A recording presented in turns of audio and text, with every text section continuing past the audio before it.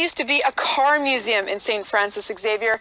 Now it's a Bitcoin mining / agriculture operation. Let's check out what's inside. First, let's explain a bit about Bitcoin. This is actually what all the excitement is about. They actually all get mined from a computer just like this. It's a cryptocurrency or a digital currency. Right now, one Bitcoin is worth about $19,000. Creating Bitcoins and exchanging them requires a tremendous amount of computing power, and lots of computers like these. Often the heat generated from the computers goes to waste, but not here in St. Francis Xavier. Each one of those Bitcoin miners is producing heat, and to move that heat around traditionally you need fans. And because they're really tiny fans and they're moving so fast, it sounds like little airplanes. This is where the heat comes from. Okay, so these are Bitcoin miners. And so, the heat, then, from these computers, where does it go? Currently, these miners are heating the facility that we're in right now. The heat then heats the building space. The building space then gives us the flexibility to grow different things. We have a project with some dairy farmers, and then over here you can see that we're growing some lettuce.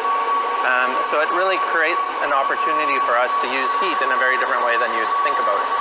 So you just clicked on some water for these plants. Where's that water coming from? That water is coming from actually the main floor, and that's where we keep our fish. Can we see the fish? Of course. Okay, let's go see the fish. So what kind of fish are these? These are Arctic char. And how do they relate to what we saw upstairs? So Arctic char is a very prized possession in Manitoba. And most important, they're really great at making fertilizer.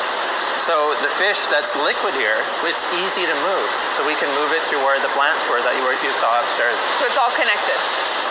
Much like Earth and how we need to get back to is, we need to get back to everything being connected.